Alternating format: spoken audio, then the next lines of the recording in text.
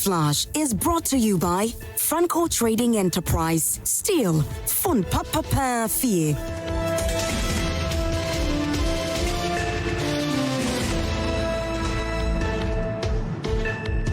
No matter how bad it is or how bad it gets, you're still definitely going to make sure that you represent your ideas and represent them well and keep yourself going. That's some motivation for you this morning as you begin your day. It's a midweek and a very good morning to you if you just joined us here on the show. And thanks always for sticking with us here on Prime Morning.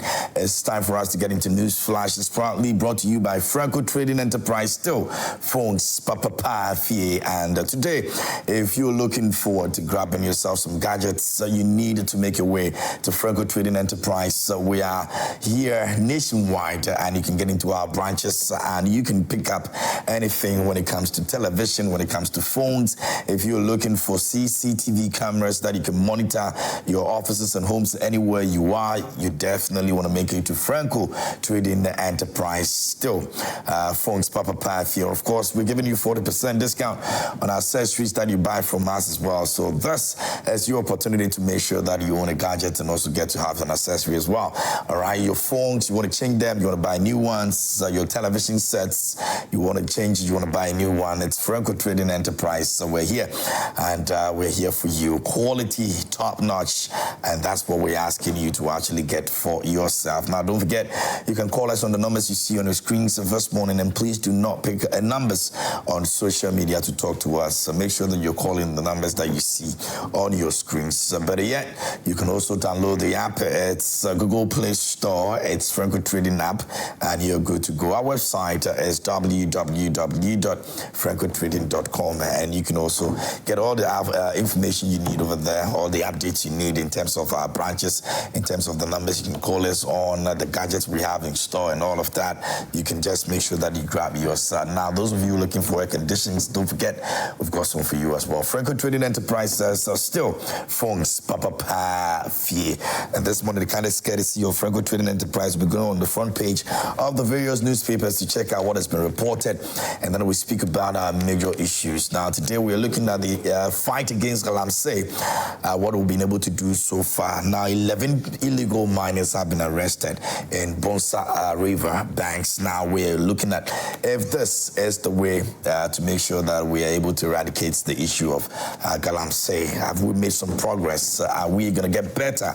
Or we still haven't been able to do anything yet? Now, this is a very big issue, and we all want to contribute to it to make sure that the issue of galamsey is totally eradicated. Now, don't forget, there's a swine fever that has hit pigs, and we'll be looking at that also as well, what we can do to stop the spread of this fever and the health implications that comes with this as well. So you can share your thought with us here on the show. You can go on our WhatsApp.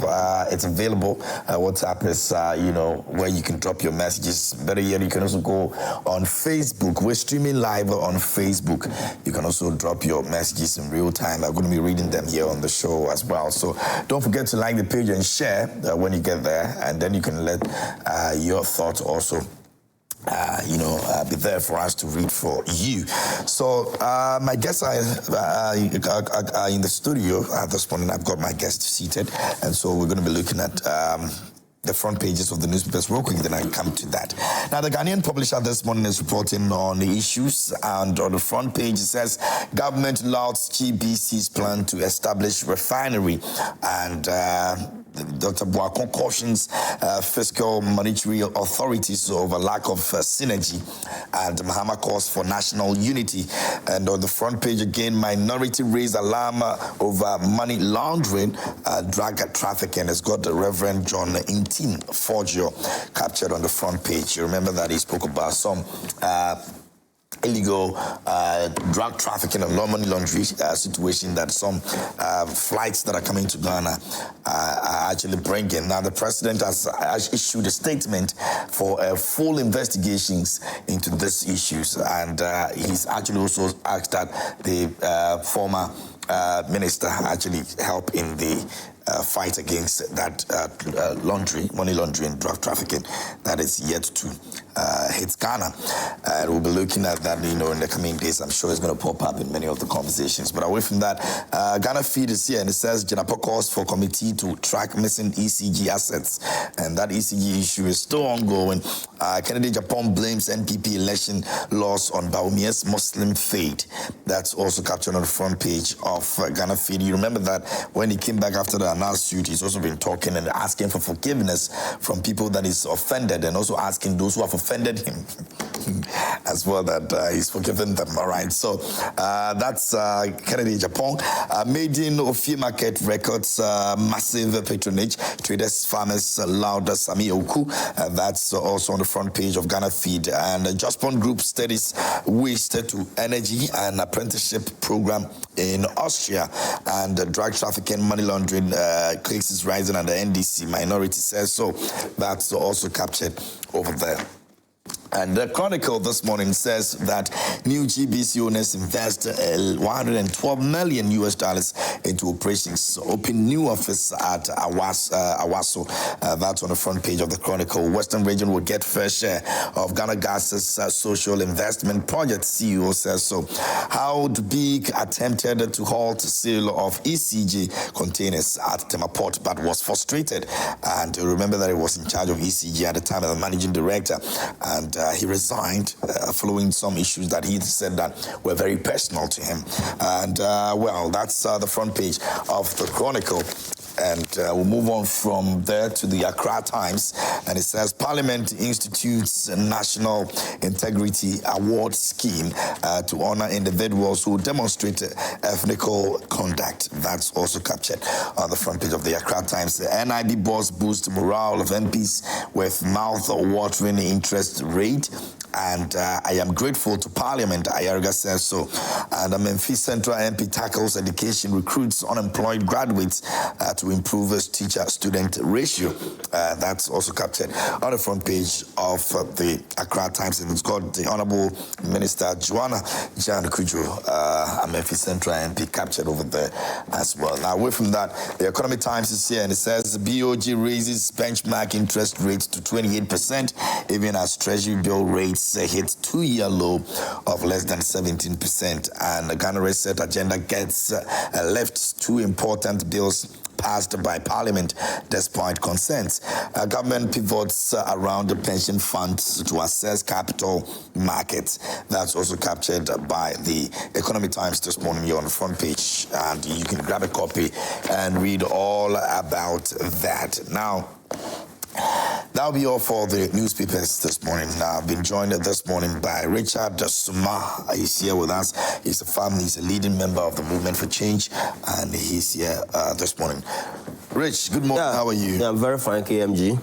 You slept well? Yeah. It's been a rainy night. Our duty calls, we need to honor the invitation and be here to serve. Great. Because of Mother Ghana. Awesome. How was your holiday? But it's been good. Just tiring. You didn't get any meat or rice or... No. Oh, you don't have Muslim friends? Your Muslim friends didn't contact No. No, there was nothing of that sort. Oh, too bad. Yes. Maybe you should make some more Muslim friends. I have a couple of them, but in fact, I personally was super occupied over the period, so I never had time for any of them. Yes. Okay. Many thanks for joining us this morning. I'm grateful. It's a pleasure. Now, you can also send your messages to us, and we'll be looking at the issue of galamsey. Now, the update on that, there's been arrest of 11 illegal miners along the Bonsa River banks. Now, it says, following actionable intelligence, the Western Central Regional Police Command on the 31st of March 2025, around 12 o'clock, conducted a targeted operation to combat illegal mining activities along the Bonsa River banks and a site near Wasa Aguna. Now, the operation led to the arrest of 11 suspects, 4 Chinese nationals and 7 Ghanaians across 2 separate sites. Now, at Bonsa River banks, site 5 suspects were the 2 Chinese nationals and 3 Ghanaians who were arrested, and their names have been put out there as well. And also at Wasa, we had about 6 of them who were arrested. We had 2 Chinese and we had 4 Ghanaians also arrested as well. Now, all suspects confessed to engaging in illegal mining activities at their respective sites. Suspects are currently detained in police custody, assisting police with further investigations. Now, 4 excavators used in the illegal operations at Wasa are going to remain unrecovered, and efforts are underway to actually track and retrieve them for evidential purposes. Now, the suspects will be arraigned before court upon completion of investigations and processing of the evidence, and further development will be actually communicated. And that's what the news story reported on this very issue. And you might be aware already that Erastus has been championing this cause for the longest, and some of the arrests that have been made over the period, we're yet to see progress in terms of those who were involved in all of that. So one will question these new arrests that we've been able to make. How do we move, as quick as possible so that those who are also yet to engage in them will see the end results of these people and then decide that it's going to be a lesson for them, so they will also don't engage in illegal mining. But are we making progress? Are these some of the things that we want to be seeing happening with the fight against galamsey? Rich? Yes, sir. We're still on galamsey. Yes. And we'll play that video in a couple of minutes. Yesterday, there was a video that we saw, and I'm sure we'll play it in a couple of minutes. People are mining here, and there's a house here. They are mining here, and just next to where they are mining, they've dug all the holes and everything. There's a house that people live in, just a few meters away from the house. Yeah. Well, I would like to say a very good morning to all your cherished viewers and to all the movement members and our founder, Alan Kojo Chiromante, and the beautiful wife, and to the production team of Joy Prime this morning. The issue of galamsey is a systemic corruption and a cancer. And there's no way, absolutely no way, we can make progress. We are not making progress, and there is no way we can make progress because of the politics that we have infused into the combat against galamsey. One side, when it suits them, they say it is all well and good. Another side, if it doesn't suit them, they say everything is going haywire. Now, like we just stated, galamsey is being done in an environment where people are also living there, that is their residence. And because of our ostentatious lifestyle, the way we want to live flamboyantly, we want to make money, we want to live a luxurious life at the expense of the future generation, that is why galamsey has become so systematic and becoming a cancer. It's actually a cancer. It's not becoming. It's actually a cancer that has to be combated. Now, why do I say so? We live in a country where galamsey fight has become one-sided. NDC is in power. They are trying to fight galamsey in their own way. Now, we don't have a bipartisan approach to combating galamsey. When NDC also loses power and NPP takes over, they also want to fight galamsey in their own way. Why is galamsey so fostering? Why is it festering? Why is many people want to go into galamsey? I have young cousins and nephews and nieces who came from Togo, excuse me to say, they came here to learn trade, but eventually they ran away from the trade learning center and moved to Western region and other places because to them they believe that they can go and make some quick money in the galamsey space rather than learning the welding that they came here to do. So now the issue is that before we can fight galamsey, there must be sufficient availability of work. There must be ways and means to mass mobilize or galvanize all these young boys who are being tempted to venture into galamsey into productive use. Once the citizens are not put into any productive use and they need to survive, how then do you combat galamsey? So I believe that we have been doing this wishy-washy, praising ourselves. Once we go and arrest some few individuals, we parade it as if we have achieved something. Have we not arrested people in galamsey over the years? We have been arresting people over the years. After arresting the people, what next? Have we not been taking people to court? Is it the first time we are hearing that some people have been arrested for galamsey, KMG? This is not the first time. Yeah. So it is no news. So some of these things, when they are parading it and telling us that we have arrested people, arrested them, and to what end? We were here when Ashawan issues came up. Arrested, deported, came back, arrested. Even without Ashawan issue, because international eyes started to come on us, that is how come we need to at least even put you behind bars. And the forces, the political forces, the big wigs who are behind the galamsey, it is too much. Because you see, most often, every party needs financing. Every party needs financiers. Every party wants money. Therefore, when they get the opportunity to lead us, they will be pretending to be solving the problem, but behind the scene, they are orchestrating it themselves.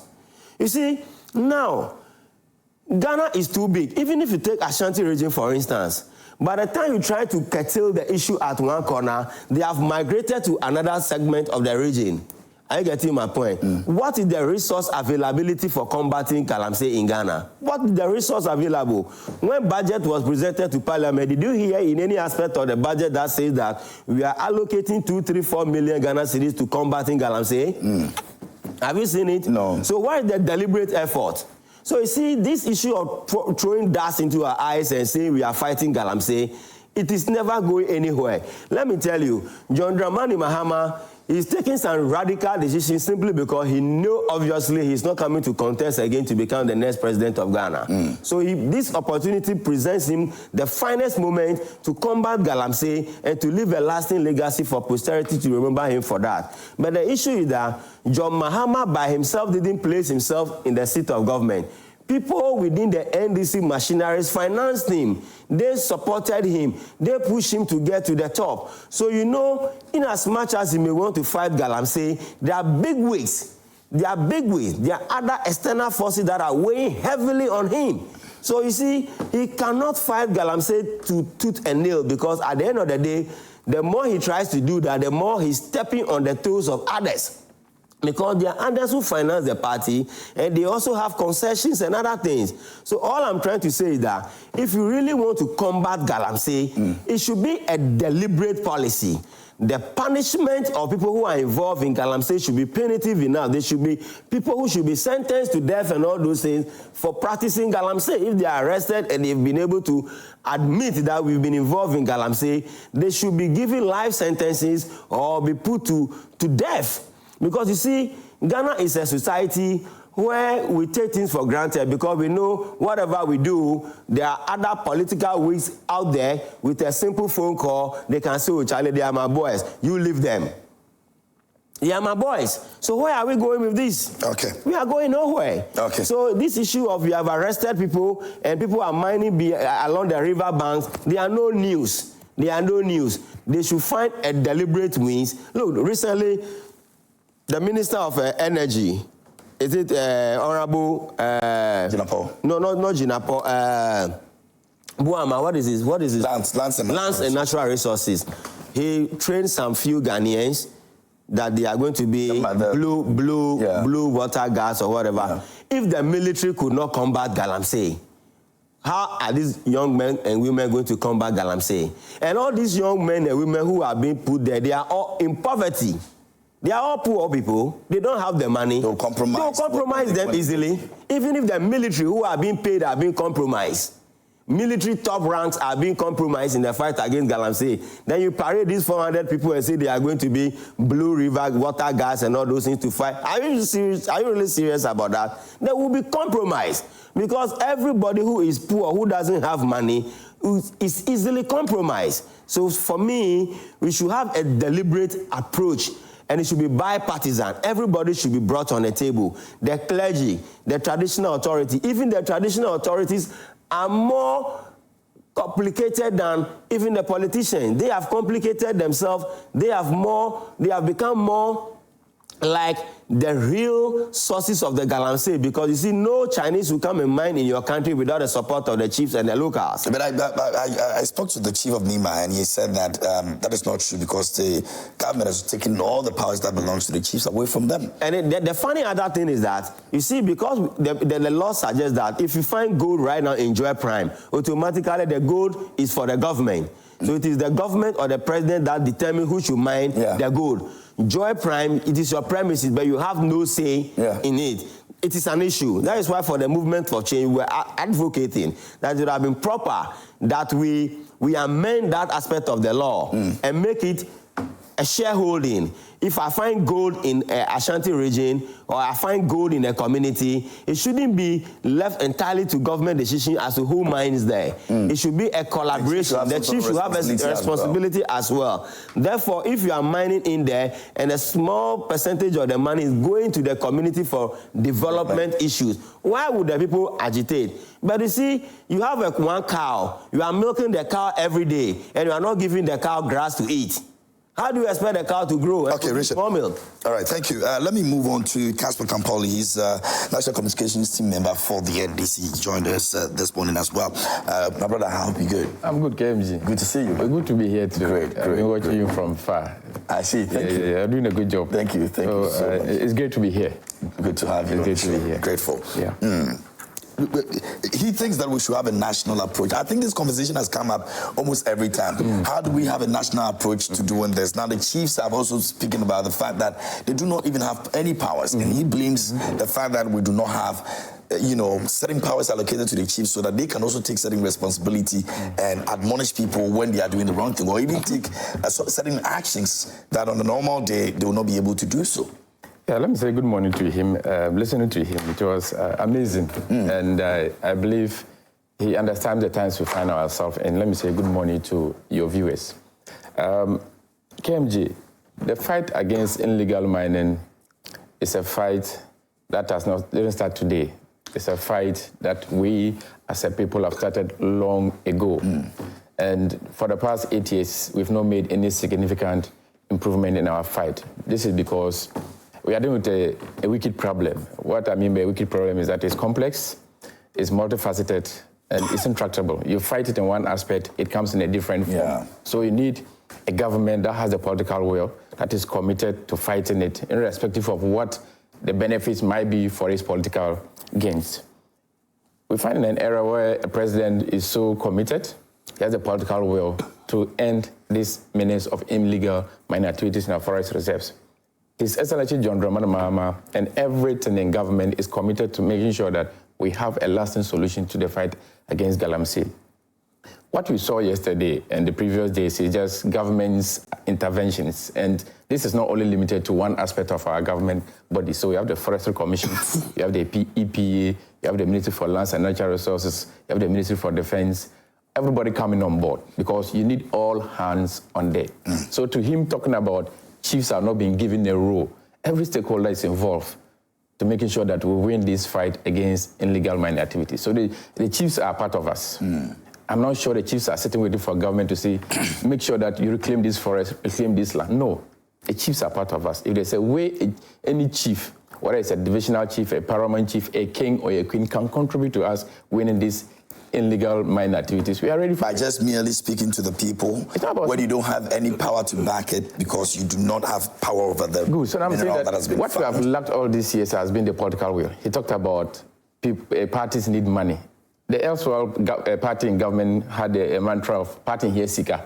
So the government promoted, enabled and endorsed galamsey activities because the party needed money. What we have today is a government that says we don't care about whatever money that we can get from galamsey or illegal mining activities. We don't care about the political mileage you can draw from it. What we need to do is that we must solve it because our forest reserves are not just, they give us gold, but they also contribute to our survival. So you have a government that is committed, the government that has a strategy that we are coming into this to make sure that every forest, and when we took over in January, out of the 44 forests, 9 of them were no-go areas. That means you had illegal miners who were armed, that forest guards could not enter into these forests to do anything. So far, 7 have been reclaimed. So 7 have been cleaned from these illegal mining activities. About 55 excavators have been seized. Before yesterday's arrest of the 11, they arrested about 71 illegal miners. And all these people are going to be what? Tried. You're not going to hear any politician interfering with it, having them being what? Released. Your own Erastus has been following this and has been doing a lot of work. And yesterday he confirmed that the president intervened when aspects of the Awian forest, soldiers who were there making sure that they're cleaning everything about illegal mining were asked to leave. The president intervened and made sure that the soldiers were allowed to remain there and do what they were supposed to do. So it's the political will that will block all this while. Today there's a political will. No government functionary is going to enable galamsey in one way or the other. If you try it as a DC, as a minister, you're alone in it. President Mahama's legacy mandate must deliver legacy outcomes. And galamsey is one of the legacy he promises to leave to the people of this country, that he's going to reclaim all our forest reserves. So all these arrests that have been made, we're going to ensure that those people are taken. Definitely. Today, because there's been cases about the fact that people get arrested and then, you know, in the next 10 minutes, 15 minutes, these people are released. There's a new sheriff in town. You hear the deputy police, regional police commander for the Western region addressing a press conference. Hitherto, we didn't have that. It's a shift where the then IGP only allowed national police officers to speak. But you have the regional commanders speaking to this. And the regional commander, informed the nation that they are conducting investigations as and when they think that they've gathered enough evidence. These people are going to put before the courts to be tried. It's a criminal activity, and the Ghana Police Service has declared it as a criminal activity. There's a war against illegal mining by the Ghana Police Service. So every government institution knows the time that we'll find ourselves in. So we are inviting the movement for change, chiefs, every opinion leader, every Ghanaian should come on board for us to end this illegal mining activity. And that is why the blue land guards are coming on board. The blue water guards are coming on board. They are coming in to raising concerns. If you see any illegal mining activity, draw the attention of the state agencies. A lot of people think that, for want of better word, it's a useless attempt. No. It's not a useless attempt. You see, there comes a time that you need special purpose vehicles to solve certain problems. So these are young men who are going to go into the forest. If you identify any illegal mining activity, raise an alarm. And you think they will do so? They are supposed to do that. And people who are looking for money, like Richard said. You might be looking for money, but not... You don't send a poor person to go and look for a rich man. All of us are looking for money, but you don't engage in illegal activities. Absolutely, but it's about a conscience. No, and you may also agree with me that if you're asking somebody to go and stop a certain illegality, you'd want to be sure that the person has a straightforward conscience. Yes, so all just as you believe you. Yes. So the young men who have been selected they were selected based on what they think the people who selected believe that they could do. So they've checked their character. They believe they're not people who will go into the forest. They went through all these processes. Yes. And apart from them knowing that you are going to fight this illegal activity, they are also supposed to be looking at what the leadership is doing. So the Minister for Lands and Natural Resources, who is committed to this, the Defense Minister, EPA, Forestry Commission, the President. So you're looking at your leader saying that I don't want to have this thing end the first year of my administration. We must reclaim all our forests. So they are aware that if you go contrary to all of these, they are going to be dealt with. They are going to be dealt with. They are going to be dealt with. Because once you are supposed to go there, protect our water bodies, and one way or the other you become complicit and you're promoting it, you're going to be dealt like any other criminal who's engaged in illegal mining activities. So the government is committed to ending these illegal mines. Significant achievements have been made. It's just 2 months in government, KMG. This is a problem that you had 8 years of government promoting it, enabling, endorsing it. Excavators disappeared. Today, we no longer see excavators being banned. When they are seized, they are taken to a safe place and they'll be used for other people. You're not banning excavators. They're also tracking every excavator that will be arrested in their water bodies to make sure that the owners of these excavators are dealt with. I agree with him that it's a complex issue. There are big risks around it. But if you deal with it, actually, that even some of your members, your executives are involved in this. These are mere allegations. They have taken over the concessions. These are allegations. And as I said earlier on, if you're an executive or a government functionary, you're involved in this, you're alone in it. When you are arrested, you are going to be dealt with. You think they feel they are alone in it? They don't. The president is telling all of us that some backing. No. If you have the backing and it's not brought to the attention of the authorities, fine. But your cup will be full one day. If your cup is full, you'll be arrested. And when you're arrested, you're going to be dealt with. because people have to be sacrificed, whether you have to do political sacrifice, for us to know that the menace of illegal mining has no political color. The waters are being polluted, children are giving birth to deformity. So it's a problem that, as a people, we must focus on it and find a lasting solution to it. So the government is committed to it. We are doing everything to make sure that the illegal mining activities that has devastated our water bodies, which the previous government did nothing, absolutely nothing, apart from enabling it and endorsing it, comes to an end, and we will win it. Significant achievements in just 2 months. In the coming days, a lot of interventions will roll out. By the close of the year, we will see our waters changing. Some of them that were red have moved to yellow, and consistently, gradually, they are improving.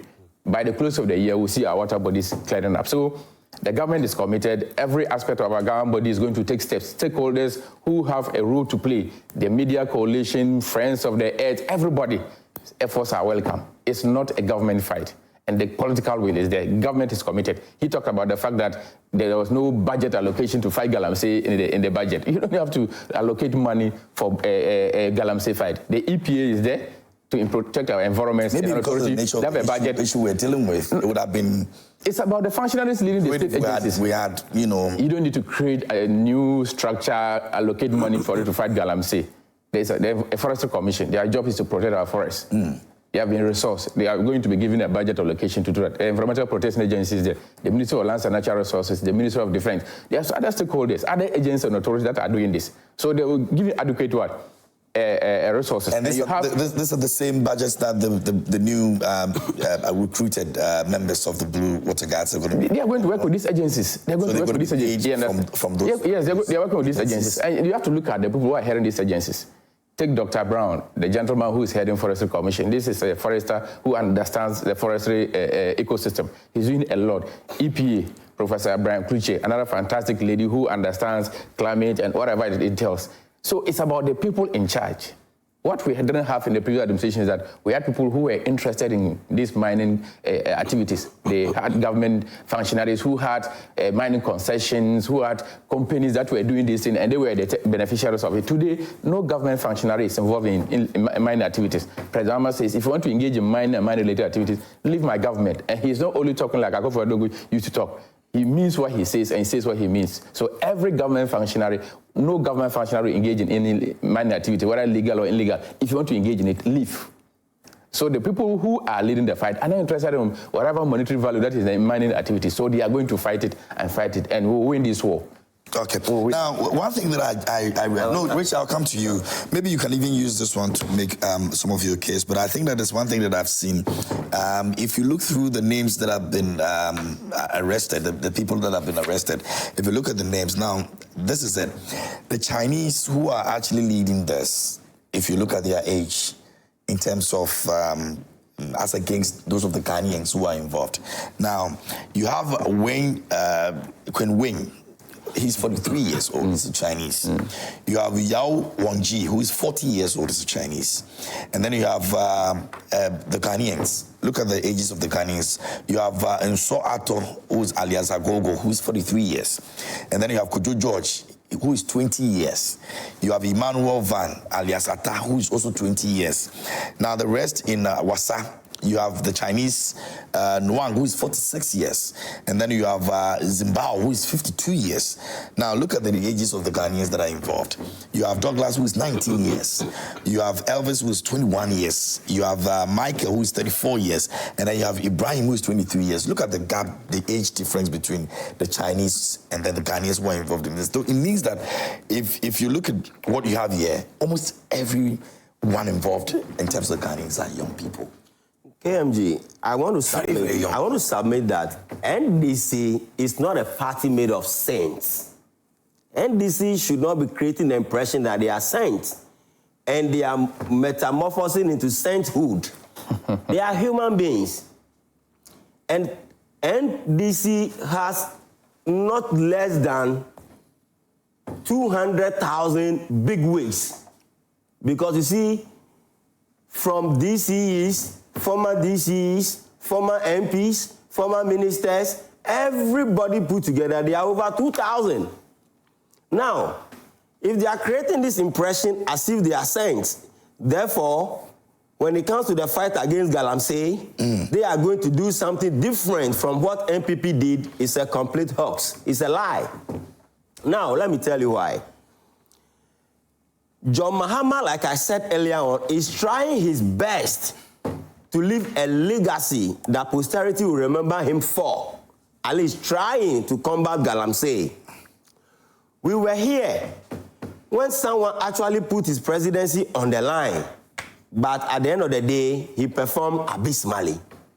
All we are trying to say and to admonish our NDC friends is that don't ever create the impression that we are saints and therefore we are never going to participate in illegal mining. And there is no big wig within the NDC fraternity that will participate in illegal mining. It's a lie. You see, they always do things in their own interest. Some may do it underground, some may do it publicly. NDC, there are two different types of thieves. One will steal you and let everybody know that. Some may even inform you that they are coming to steal you. No matter how prepared you are, they will still come after you. Some will not even inform you at all that they are coming for you, but before you say Jack, they are in there. NDC is creating an impression that, oh, we are never, ever going to attempt it. If you are a member of government and you attempt it, you are doing it at your own risk. And don't forget that it is not everybody who is in government. The 6 million people who voted for them. It is not everybody who is in government. But the same 6 million people, there are others who work on various concessions. They are members of that 6 million people who are actually involved in galamsey. Are you with me? Yeah. So if you are just looking at the big wigs, then we are getting it wrong. You see, where a society say wheels that runs don't rust. Wheels that run, they don't rust.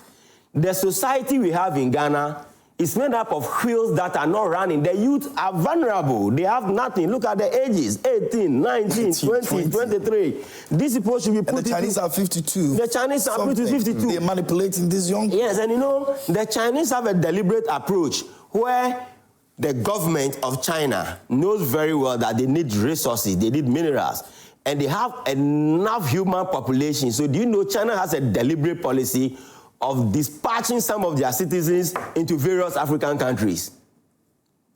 It's a deliberate policy, and they support them. Go in there, go where, because there are many, and even in China, most of them don't even have jobs to do. So they are deliberately sending them to Africa, because Africa, we are so vulnerable, we are so gullible. We have nothing to hold on to. So the youth, because we are not developing them, we don't have any productive use for them. They are rusting. So any slightest opportunity they get to make something small, they jump onto it. Because let me tell you, we have a country called Ghana where we say we introduce free education. At the end of the free education, only a few of them gets into university. And even at the end of completing university, only about 5 or 10% of the people get job. The rest of the 90% or 85% who didn't get any job, where are they? Aren't they going to survive by any means necessary? So until we have a deliberate approach to galvanize the people and put them into productive use, we are talking about agriculture. That's why even in Israel and co, every country that really wants to develop, they have state plantations, KMG. They have state plantation. We say Côte d'Ivoire is a major producer of cocoa. Do you think it is only the individuals that grow the cocoa in Côte d'Ivoire? Côte d'Ivoire has state plantations. So most often they mobilize the people, put them on the plantation. If you're on the plantation, you are being paid 50 Ghana cedis a day. KMG, won't you survive on it? These blue water guard people, how much is their salary? Were you not here when they brought Napo and Co, and some of them 6 months, 7 months, 1 year, they have not been paid? So you see, let us stop lying to ourselves until we learn how to develop the manpower of the youth, until we are able to galvanize the youth. Until we say, look, all this galamsey enclave, we are turning it into a rubber plantation. We are turning into a teak plantation. We are turning here into this plantation. We are turning here into this plantation. Therefore, we are galvanizing all of you by law. Once you don't have anything to do, you are supposed to be on this state farm. You are being paid 30 cedis a day, 40 cedis a day. You therefore have no right to indulge yourself in any galamsey. This land reclamation, there's a deliberate policy that we are galvanizing all of you to go and reclaim the land. We are planting this, we are planting that, we are doing this. You see, that is the way countries grow. That is the way civilized jurisdictions grow. Because if you really want to go into industrialization, how do you industrialize when you don't have any raw materials? Where are the raw materials coming from for industrialization? If you want to mine gold, and you are depending largely on the big miners who come and mine, and even Ghana, we have a ridiculous law that we call it the Foreign Retention Agreement. So if Ashanti Gold comes to make $1 million from here, from extracting gold, the law allows him to keep about 90% of the profit in offshore account. And the only 10% is here. So how are you going to use the 10% here to develop your manpower? So you see, we should have a way of combating galamsey by, first of all, finding ways to put those who are involved into productive use. That is the only way. If the people are not being put into productive use, they are vulnerable. So anything that comes, they will jump onto it. Okay. And this galamsey arrest, this galamsey arrest is a bailable offense. I'll come to you. It's a bailable offense. So obviously you cannot arrest anybody, say for the purposes of involving galamsey, he shouldn't be bailed. It's a bailable offense. So until perhaps we even made the galamsey thing a non-bailable offense. Once you are caught into it, or you have been implicated in it, and you have been arrested, there should be no bail for you. There should be no bail for you. You see, so we must be strong. Only strong leaders change society. Ghana, we like pampering ourselves. We like to beat our chest on the shoulder and tell ourselves we are doing super well. Where you are running to Burkina Faso for right, didn't John Mahama went to Burkina Faso recently? Burkina said they will never give us Syria, sorghum, and all these things again. Why do you have to be going to Burkina to beg them when you are bigger than Burkina? Your GDP is bigger than that of Burkina. So you see, let us stop this thing. We are not a productive nation. We are a nation that is running in circles. And we keep praising ourselves that we are the gateway to Africa. I keep saying this, that one day the gate will be closed. And then we'll then realize that we have actually never been the gateway to Africa, but we have just been at the exit tail of the gate. Okay. So this approach of galamsey, without putting the people into productive use, is not going to go anywhere. All right, Richard, thank you. And if you just joined us here on the show, this is News Flash. It's proudly brought to you by Franco Trading Enterprise. You can also send your messages to us. We are talking about the issue of galamsey and updates that we're looking at. 11 people have been arrested at Bunsia banks, and we're having a conversation around that. So you can also send your messages to us on our WhatsApp line, and you can do so on Facebook as well. Now, Casper, before I come to you, let me share this with you. So Erastus Asaridonko, as at yesterday, at about 18 hours ago, posted this, and it says that galamsey update, Tano Awia Forest Reserve. Soon as I finished my interview on exposing the truth about interferences in anti-galamsey works in the forest, an order has just been sent to the troops who are clearing the forest of illegal miners to leave immediately. Who gave that order? Mr. President? And they all have question marks over there. Now, 15 hours later, he came back and wrote this again, and says, galamsey update. Tano Awia, confusion cleared. Soldiers have been asked to finish their work and mop all the settlements within the forest. Thank you, Mr. President. So he meant to say thank you, Mr. President. So that was the update that he gave before the other one that that actually came. Now, if you look at the ages, maybe you will tie this into your submission as well. If you look at the ages of the people that have been, I'll just say, manipulated by these Chinese into engaging in these, illegal activities. Does it not send a signal that Basintele has a very big job to do right now? If you look at the 18 years old, 19 years old, these are all under him. Great. From employment agency. Yes. So let me take it from the angle you started by referencing Erasmus. Absolutely. So that is where the trick and the magic one is, the political world. President John Dramani Mahama is committed to winning this fight against illegal mining activities. Hitherto, you didn't have that political will. So what it meant is that the earlier confusion was cleared by the president's intervention. Is that not it? Yeah. Before today, you had the presidency that was used to enable galamsey. Remember galamsey fraud, where Charles Bissiou and co, the Interministerial Coordinating Committee, this illegal mining or whatever, was used to enable what? Galamsey. You remember the vice chairman for Central Region, George Ayisi, Party Hesika. You remember Heritage Mining, the National Women Organizer for the MPP, Akonta Mining of Wuntumi. So you had big wigs in the MPP, both in government and party leadership, that were promoting and advertising and endorsing this galamsey. They were doing it. Today, you don't have that. And I'm saying the president is committed to it. And we, the NDC, never said we are saints. It's a mass party, one of the party that you can say that you can find every aspect of our society in it. So we understand that there are people who want to break the law for whatever reasons for their own benefit. But the leadership of the party is committed to winning this fight. When I said government functionaries who engage in it, I didn't limit it to only government functionaries. I mean, even party members who think that their parties in government, they want to engage in galamsey.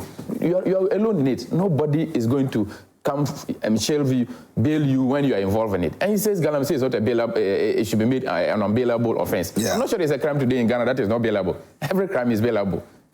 And you're talking about... But you can make a special case for galamsey, knowing the gravity it's a crime. What we're looking at. It's a crime, like any other crime. If you are arrested, you should be taken through the legal process and be dealt with according to what the law says. So the NDC, we are not thieves. We are not in this country, we are not in government to milk the little resources, our common resources, for our personal gains. I can understand. He and his party, probably, they are an offshoot of the MPP. They party in Sika, when they take over the reins of government, it's like they've taken over their country. As in the movement for change? Yes. I mean, so they have some similarity with the MPP. MPP is not our standard. We are totally different from the MPP. We are running this country on our own standards.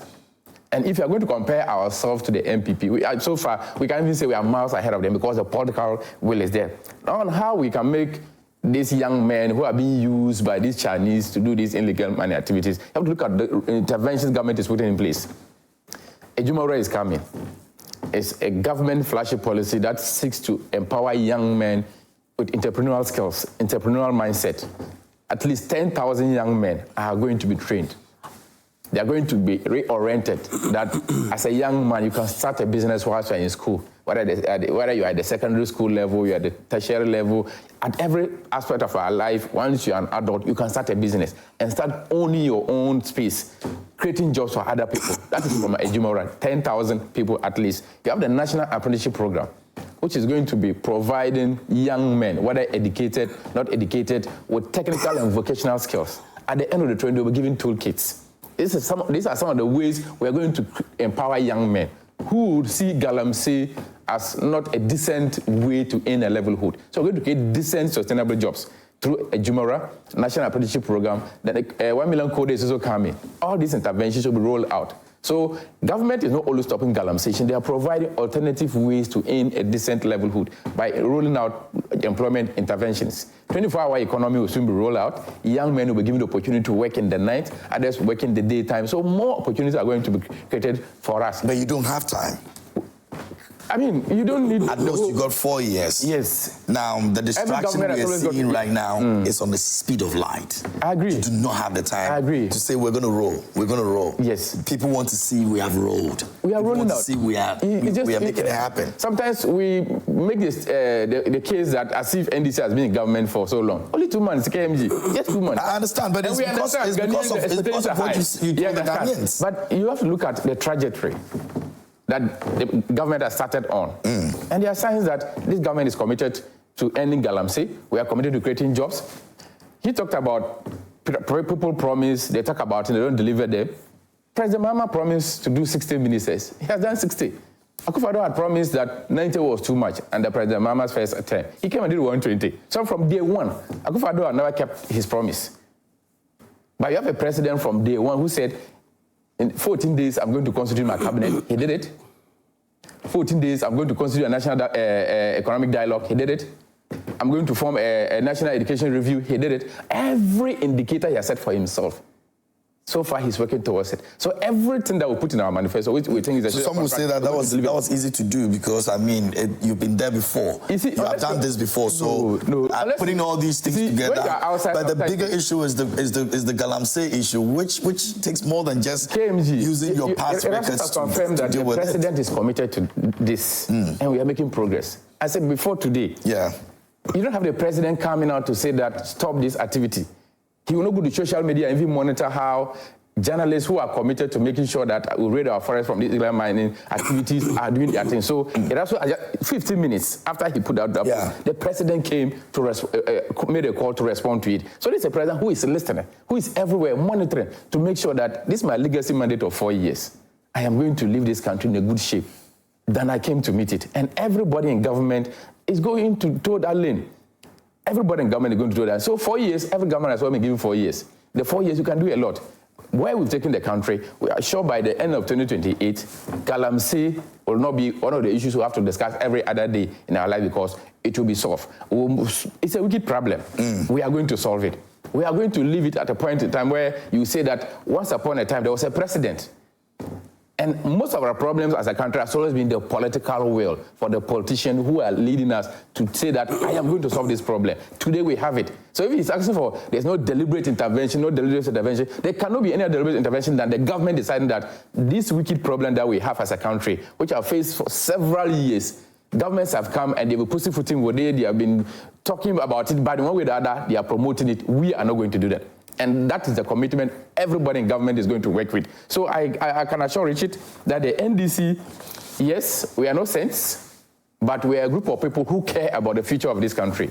We are going to mine our natural resources in a sustainable manner. We are not going to go out there and say the party here Sika, so we are going to destroy our water body for the sake of the party. We are not going to do that. Galamsey fight, significant efforts have been made. It's only 2 months. The achievements in the coming days are going to be great. Our water bodies will be clean. We'll have our waters cleared for people who want to do farming around these areas because the waters that as they are, they cannot support any farming activity. We cannot use them to treat them and drink from them. But we are taking frantic efforts to make sure that all those things are done. I mean, the water is cleared for people to use it for what it's supposed to. The forest still remains a no-go area. Before they left, they had signed a lot of mining leases for people to go into mining areas. Those mining leases have been revoked. Currently, a lot of steps are being taken to make sure that licenses that have been were given before 7th December, they are being looked at, whether due process was followed. You had a government that gave licenses to thousands of people to go into our forest reserves and mine indiscriminately without any way of checking them.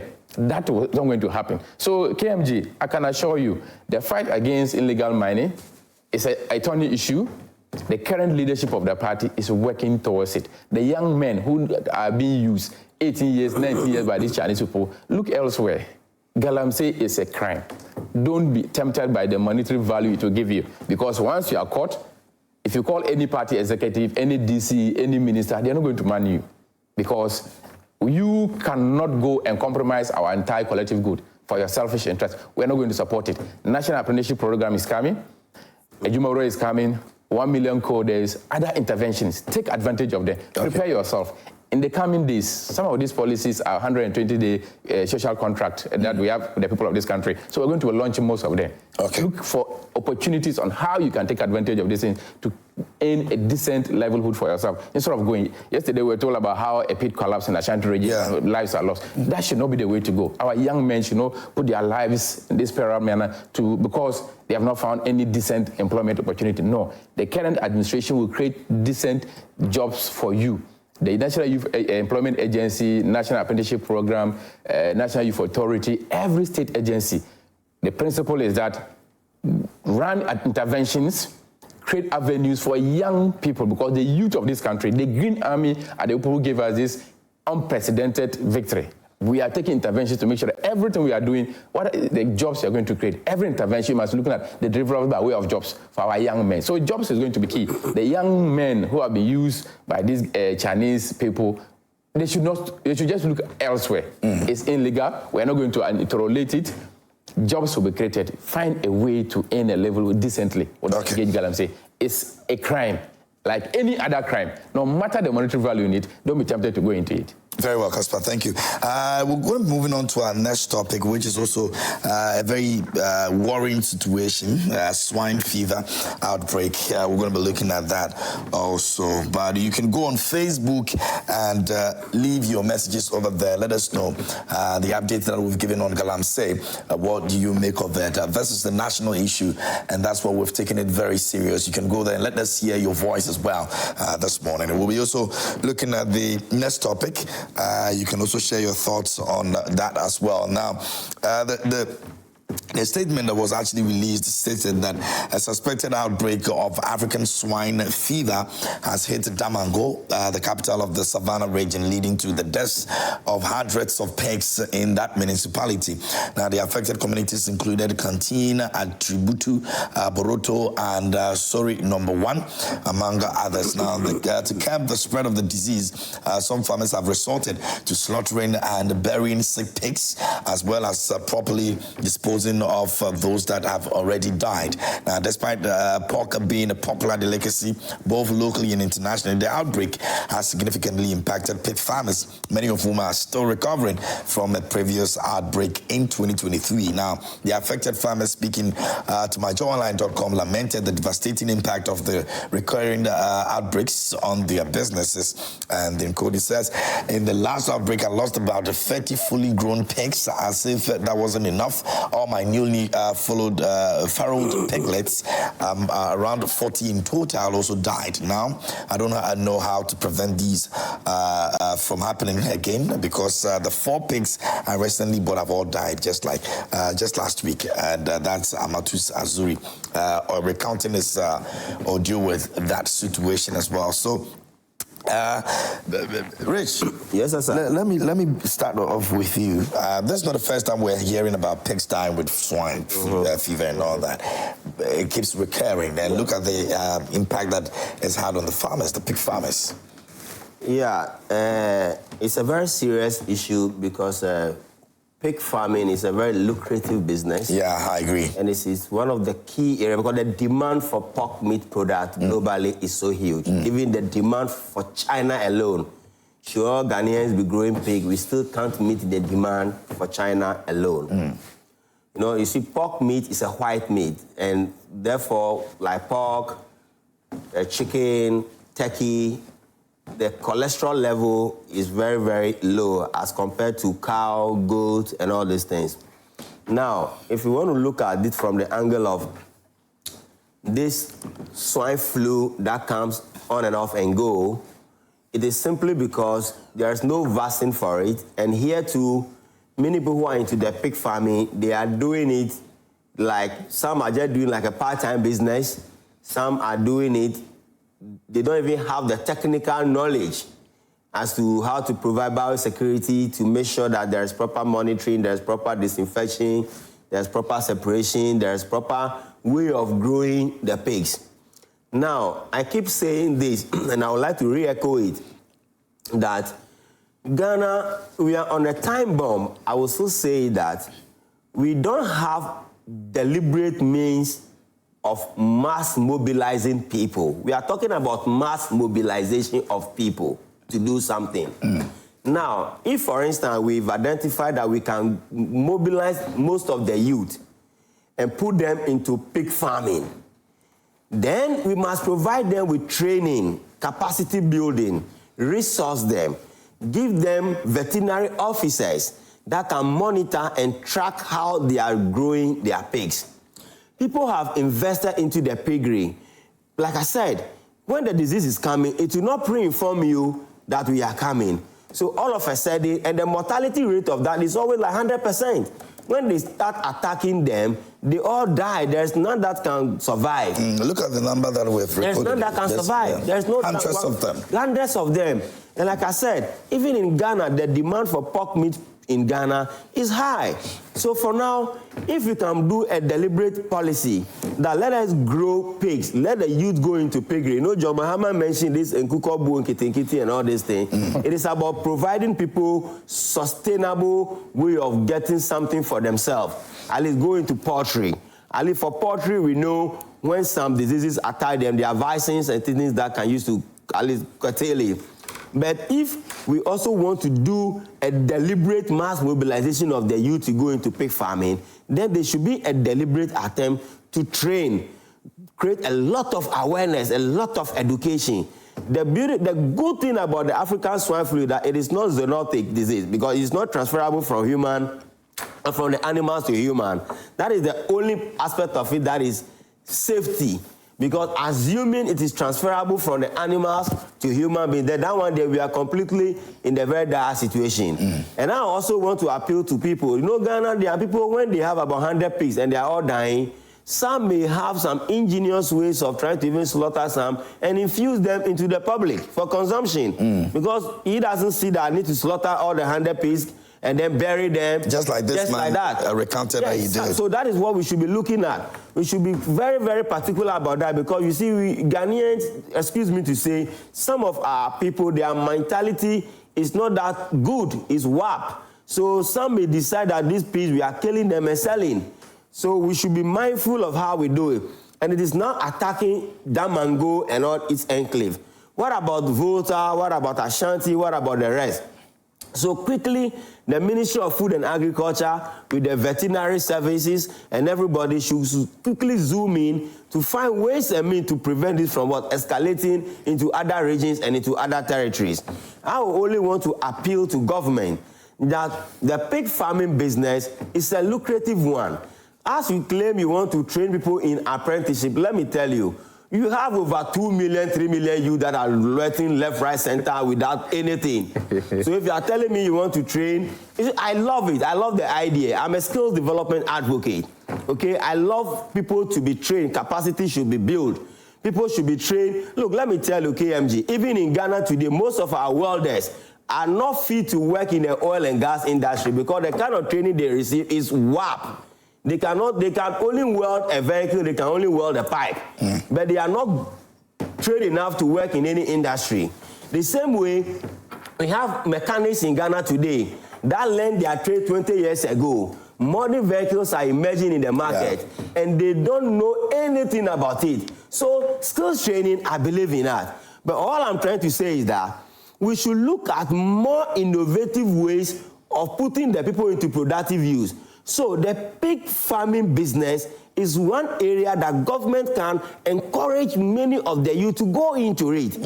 The only thing they have to help us do is to make sure we find proper ways and means of growing the pigs. And then also, if you are going to grow the pigs, how are you growing it so that it becomes commercially viable for you, as making it like an entrepreneurship business, not for leisure, so that many of the young ones who are so vulnerable, who are in their villages, who there is nothing for them. I know people in my village, now when they even do plantain, they cut the plantain, they take it to the market, even the market woman, the plantain that they are supposed to buy, let's say 30 cedis, they want to buy it for 5 cedis. So most of them are getting discouraged that we don't even want to grow plantain anymore because the market woman don't want to buy the plantain at the right price. And they will prefer to go to Burkina, Togo, and all these places and go and bring it and come and sell to us at a more higher price. So like I keep saying, let us do a complete overhauling of the Ghanaian system. The country needs a complete overhauling.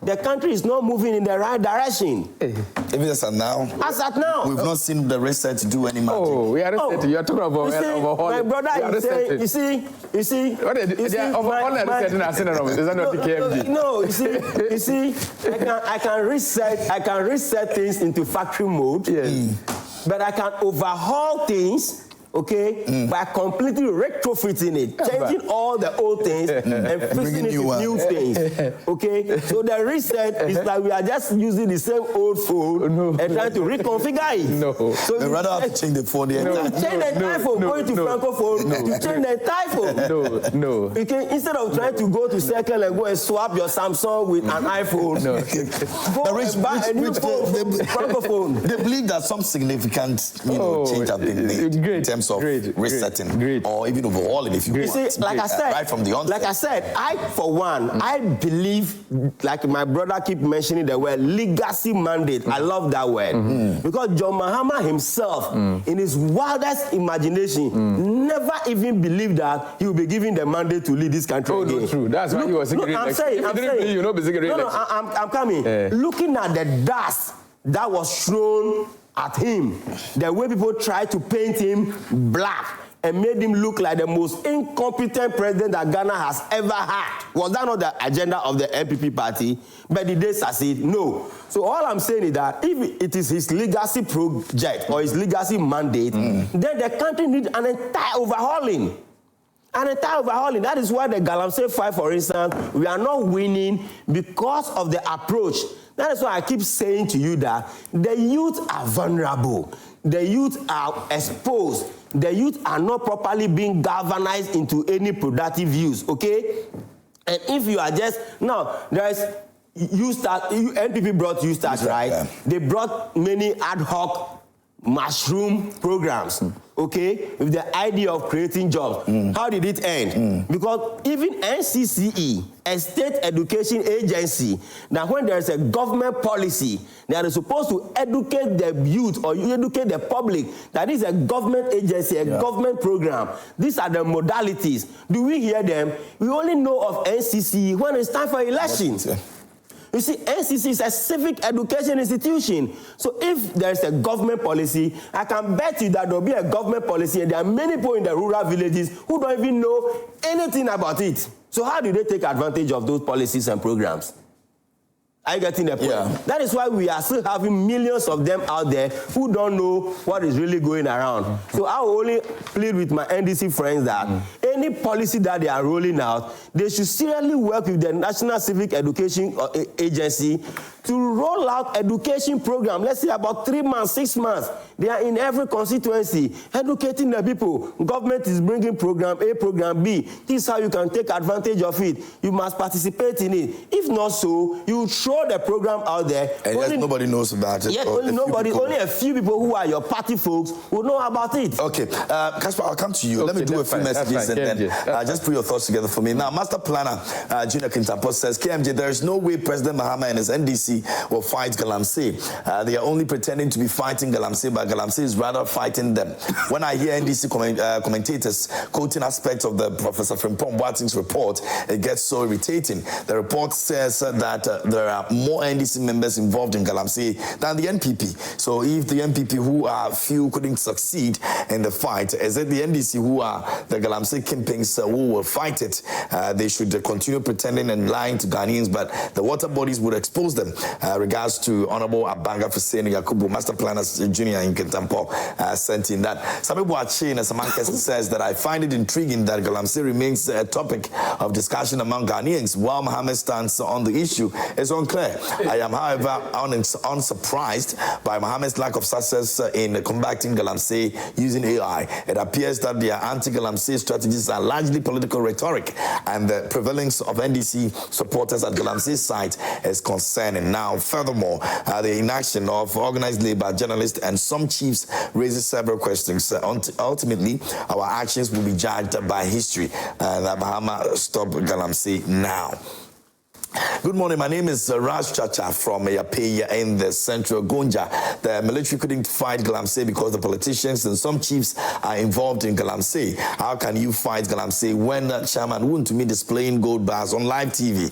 Blue Ghana contingents can fight galamsey without guns to 0%. Let's give them a chance. But I personally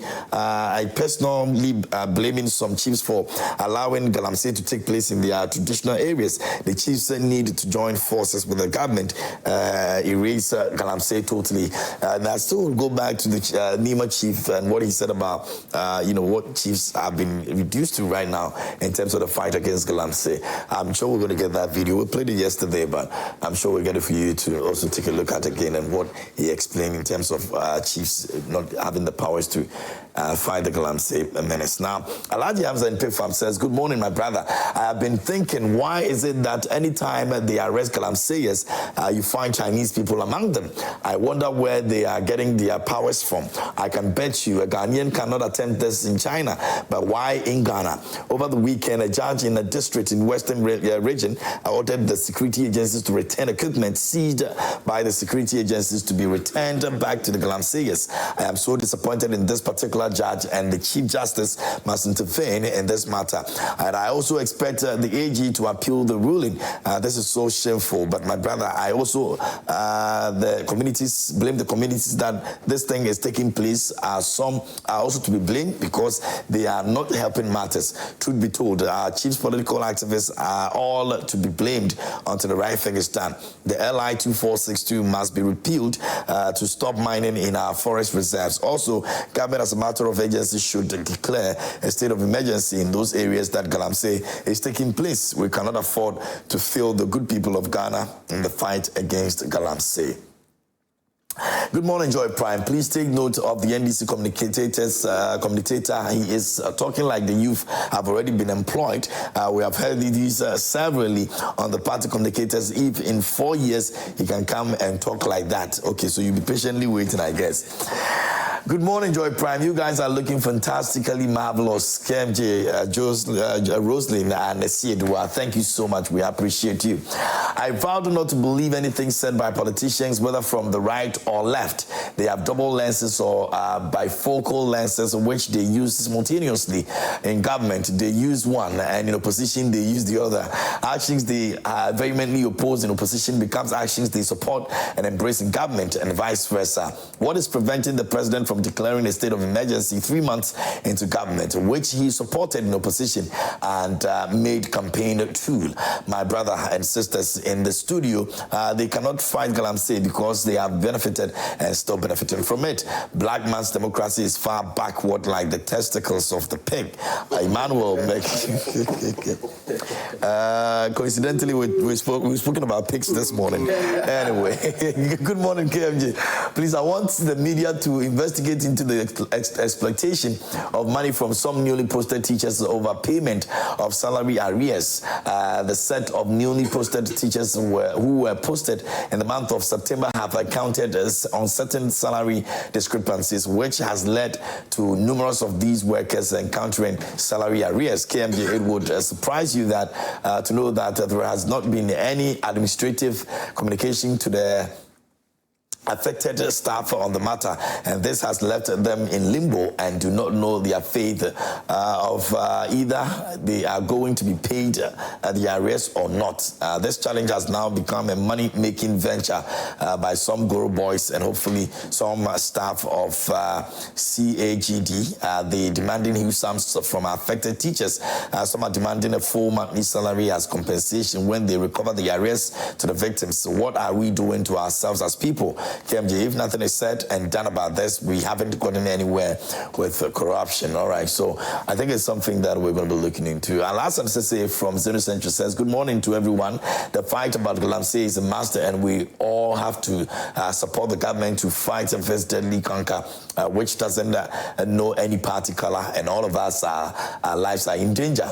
As for Honorable Intim Forjo, he should just cooperate with the security services for a smooth investigation to unravel the money laundering and the drug trafficking allegations within our borders. Now, the president has actually issued a statement on this, and I'm sure it will be followed.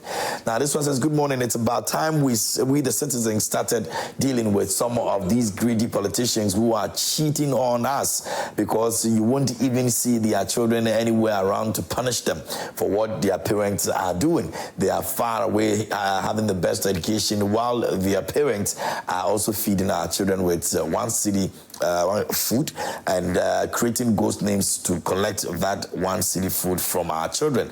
By the time you see their children in the country, then they are in for members of parliament and ministers. There is no way they will even begin from the contest of assemblyman and will come and continue the stealing brigade. That's from Jake Asaman Kese. Jake sent in that one as well. Now, So I don't know if you want to comment on any of these, but my concern actually has to do with the state of emergency. I mean, repeatedly, we saw it in the comments that were issued that the president should by now have declared a state of emergency with regards to the galamsey issue. Maybe right after that you can just speak on the issue. State of emergency, I believe and I want to trust the judgment of the president. He's the most experienced person to be in this seat right now. He understands the times we find ourselves in. And I think if the briefing that he has been having with his sector ministers, agency heads, if the state emergency is what we need, he will definitely place it. But I'm sure, as I said earlier on, significant gains have been made. Our forest reserves have been reclaimed from these illegal mining activities. The water bodies are being cleared. So there are significant achievements. So we don't need any state of emergency. But as and when that it is needed, I believe the president will do that. One of your texts talked about the fact that President Mama's position on this illegal mining is unclear. That is not the case. Illegal mining under President Mama's administration is a crime, and it will continue to be a crime. You will not have the president clearing government functionaries who will be involved in illegal mining activity in one way or the other. So illegal mining is a crime. He's committed to it. He's supporting every state agency to end this problem. Having said that, the issue about the pigs and the swine fever, I think it's so devastating. It's a big blow to farmers that they are losing their pigs every day because of swine flu. As you said earlier on, this is an issue that repeatedly we hear it come up every now and then. Previously, we had it in Tepa, where thousands of pigs in Ejisu and other places.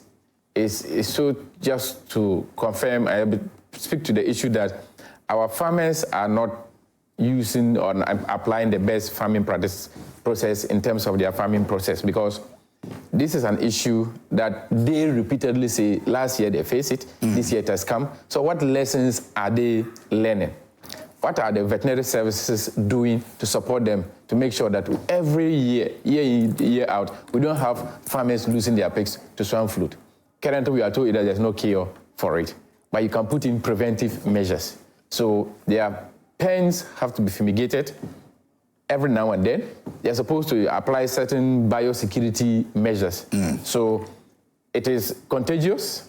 It is transferred from direct contact.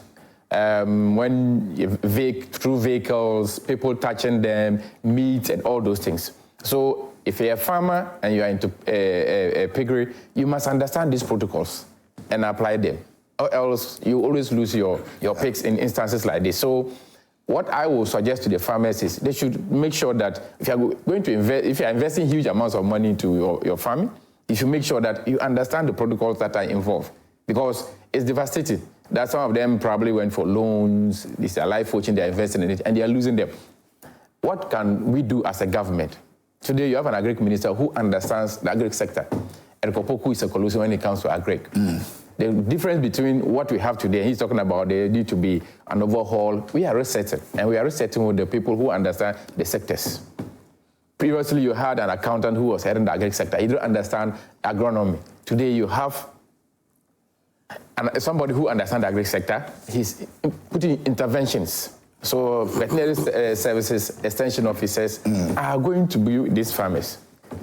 Throughout the year, they will be going around educating the farmers. This time of the year we've realized that is this time of the year that swine flu disease outbreak comes to us. So we're going to make sure that before you get there, every farmer fumigates their pen.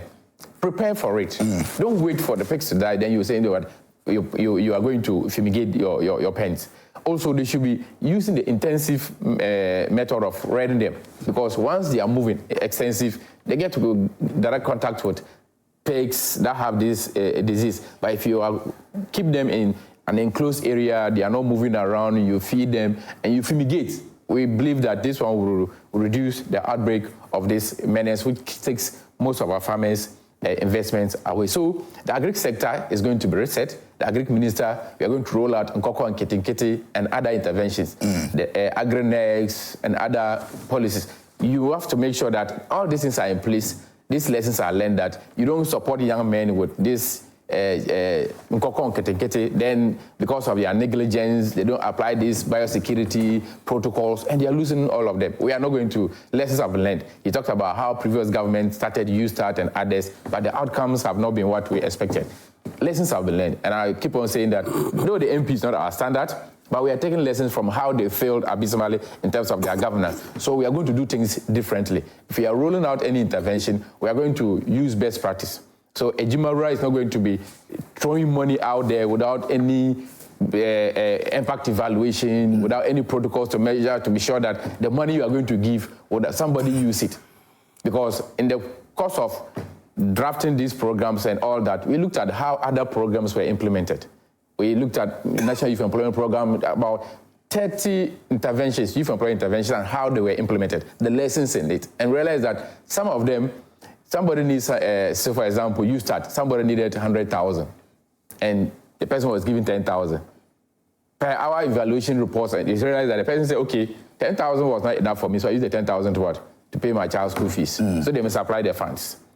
So if you need 100,000, and you come to National Apprenticeship Program, they are not able to give you 100,000. You just go, we'll direct you, or they find a way to direct you to somewhere you can get that amount of money. But we'll look at somebody who actually needed 10,000 to what? To expand their businesses. So the intervention we are going to roll out, well, lessons have been learned from how some interventions of government policies have been rolled out, and we're going to do things differently. So the Koko and Kitenkite, it will do looking at how the youth can go into catfish, goat rearing, and many interventions, but lessons have to be learned. There are protocols to follow when you are doing. So we're going to do it differently from what has been done. Understand. So to the farmers who have lost their pigs, we are sorry, we empathize with them. It's devastating. They should find a way to fumigate their pens. If they need to do away with all the pigs for the sake of cleaning their system so that they're able to restock, they have to do that and apply those lessons and hoping that things will be done differently. But I believe the Agric Minister will step in to see how he can help it so that it doesn't go to other districts. Currently it's in Damango. Yeah. If you don't take certain measures in place, it will escalate to other districts. So there should be a ban on the movement of pigs in Damango and its surrounding districts to make sure that we contain it in Damango. It doesn't spread to other districts. Okay, very well. Thank you very much. I think our time is up this morning. To conclude. Sincerely speaking, my brother just mentioned that the Agric Minister is a colossal. Yes, when in the area of colossus in Agric. In Agric. Yes, you know it. Until well, the deputy isn't also bad. Until John AMG. So great stuff to lead Agric sector. AMG. Yeah. Until Ghana. Yes. Stop the dependency syndrome of depending on your neighboring countries to supply you basic food you need to feed yourself. I don't believe this country is going anywhere. Oh, we are going to feed us. NDC creating the impression that they have the magic wand to solve Ghana's problem entirely. It is absolutely no, we are not saying we're going to solve Ghana problem. We they don't have that capacity to do it. We are going to make this country better than we They should bring everybody on board. When they were organizing their economic forum, they pick and choose. Oh, no, that's not. They pick and choose. They never even invited anybody from the movement for change. That's not true. That's not true. They pick and choose. They pick and choose. No, he's with them. If there was an invite, I'm sure they invited Alan Trematena. Oh, Alan, participate. Come and share. They never did. That's not true. No, that's why I believe him because I mean, he's there. If there was an invite, Richard will not say otherwise. He never invited. It's a national economic what? So until was he invited? Exactly the point. So he has a point. So maybe you should find out. Maybe you should find out. From what I said, the briefing and before the national economic dialogue, we were told that all the political parties. Yes, but he didn't get the invite, and you know he works directly with that. So maybe you should find out and handle that situation. Until we can grow corn, grow rice, and feed ourselves and stop depending on Burkina for tomatoes, onion, and all those things. Ghana is doing the marking time. Okay, Let the fire that happened, they went to give money. Those people who have lost their peace, Please, Minister of Interior, Minister of Agri, quickly rush to them and go. The way they are donating 200,000, 100,000 everywhere, they should go and give some donation to the people who are not there. I've been thanking to Casper Campoli this morning for joining us here, National Communications Team member for the NDC, and Mr. Richard Sumah also joined us this morning, leading member of the Movement for Change. I'm grateful, gentlemen, for your time this morning. Really appreciate you guys. And that's our conversation here on Green Flash this morning. It was proudly brought to you by Franco Trading Enterprise. Still phones, Papa Pafie. Please do give us a call or walk into any of our branches and grab your phones, your televisions, your air conditionings, your CCTV cameras. You can find them. We're giving 40% discount on any accessory that you buy from us. Where would you rather shop? Franco Trading Enterprise says still phones, Papa Pafie.